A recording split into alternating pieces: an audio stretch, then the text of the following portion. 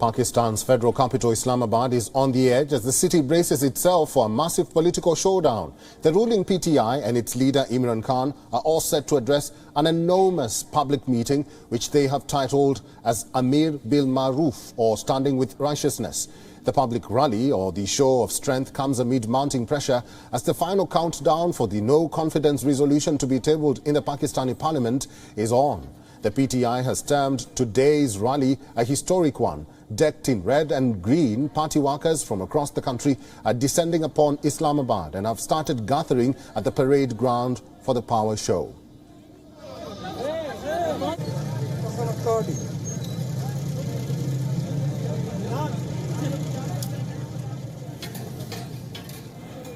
And in a special audio released ahead of the mega rally, Prime Minister Imran Khan called the political fight a battle for the future of the country, which he says is being threatened by the opposition by hatching a conspiracy to topple the government.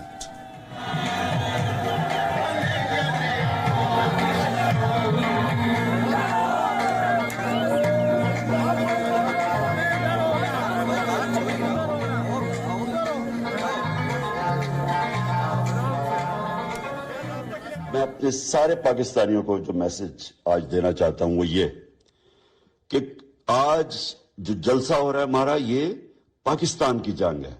ये तहरीक इंसाफ की जंग नहीं है, ये पाकिस्तान के मुस्तकबिल की जंग है।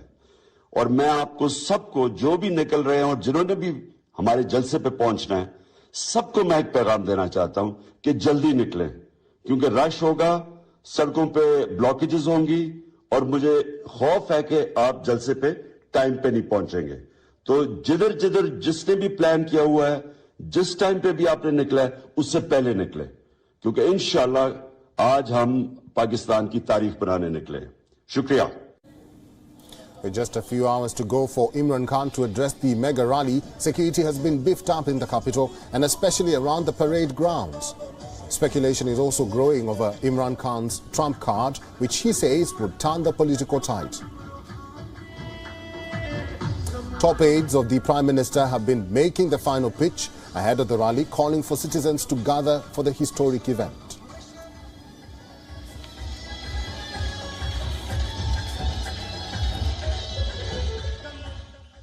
मैं आज पूरे पाकिस्तान के लोगों को कहना चाहता हूं, घरों में मत बैठें, निकले, इमरान खान के जलसे के लिए निकले, क्योंकि इमरान खान का जो जलसा है वो आपका अपना जलसा है।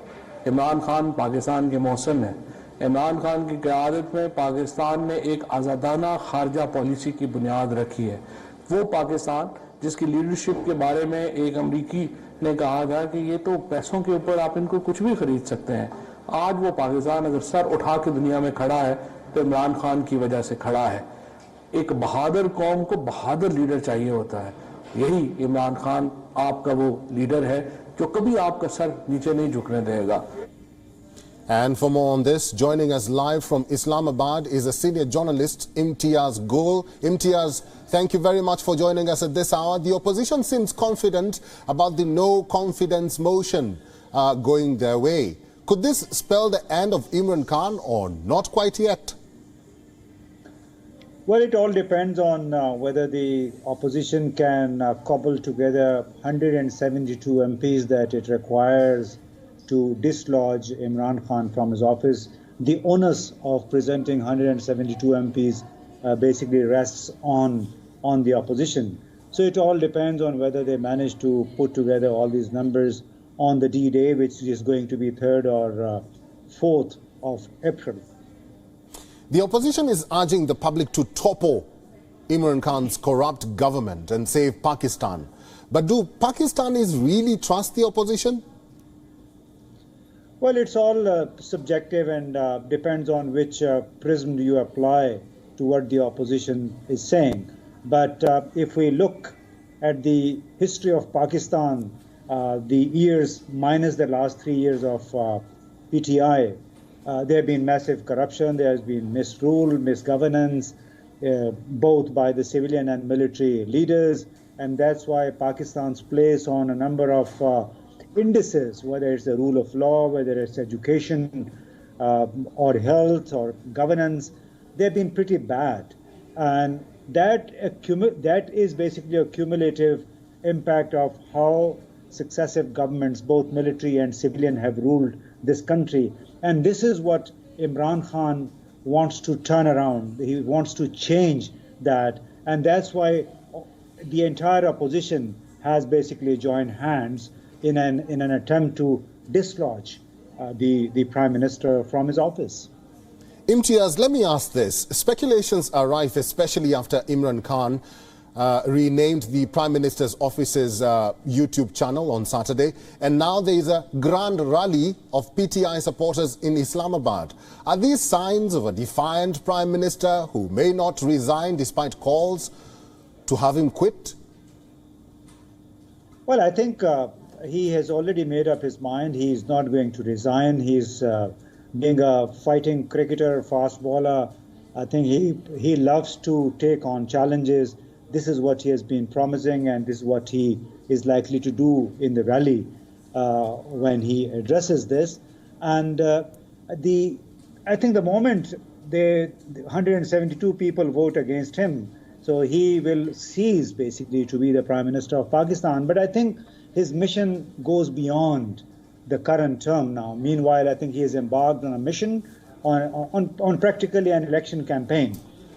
Today, the rally that he's addressing would be the 9th, I think, in a row in the past 4 or 5 weeks, and that basically shows he has seen that the forces of status quo have ganged up against him. This is what he believes, and that there's a time now to go back to the electorate.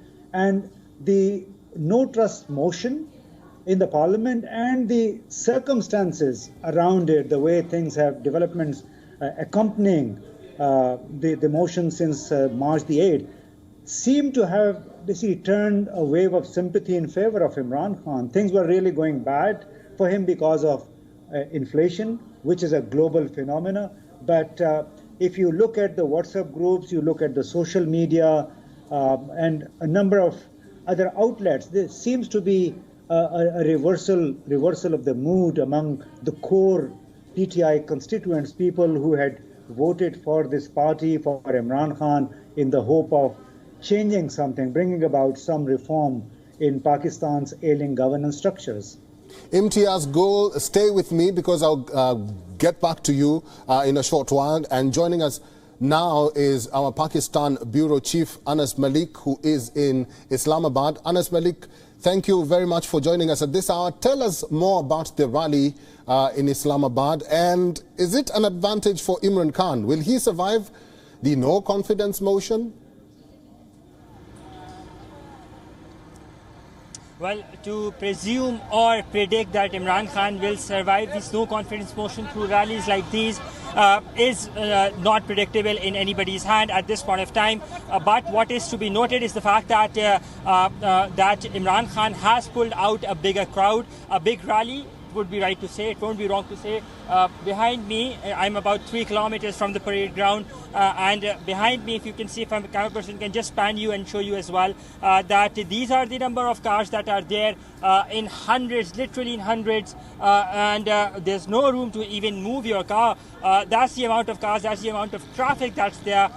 So he's definitely managed to pull a serious rally or a show of strength in terms of public support. But one thing that is to be noted here, Eric, is that these show of public strength or public support does not count or entail to votes in the parliament. He needs at least 172 member parliaments to side with him.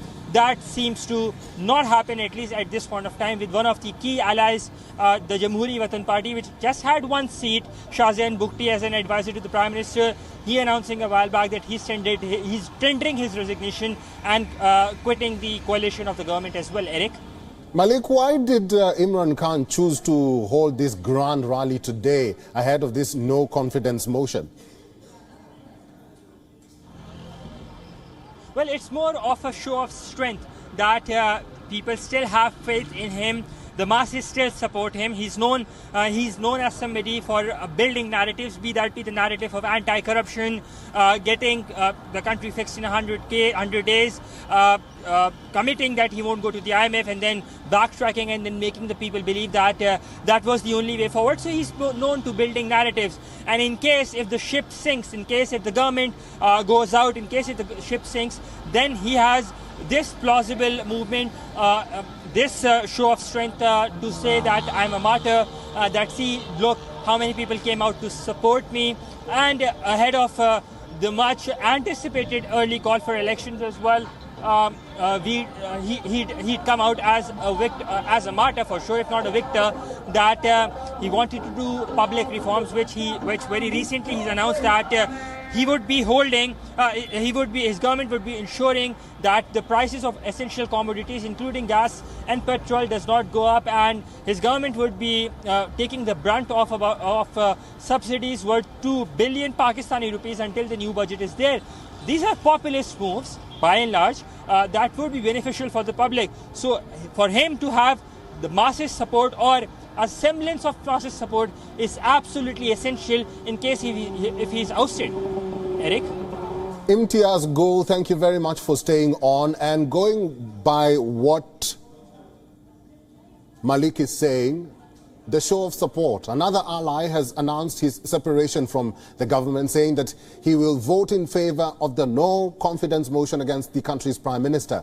Do these last-minute ditches by members of PTI worry the prime minister? Well, I don't know. It all depends on whether this one vote by a party, by a person whose family has been known as blackmailers, as members of this self-serving status quo, will make any dent to the Prime Minister's support. But as I said, the vote of no confidence requires the opposition to present 172 MPs. So it will depend on that particular day whether the opposition can bring together enough votes to disqualify the Prime Minister. And I think we shall have to wait for that. Imtiaz Gul and Anas Malik, thank you very much both for talking to us today. WION is now available in your country. Download the app now and get all the news on the move.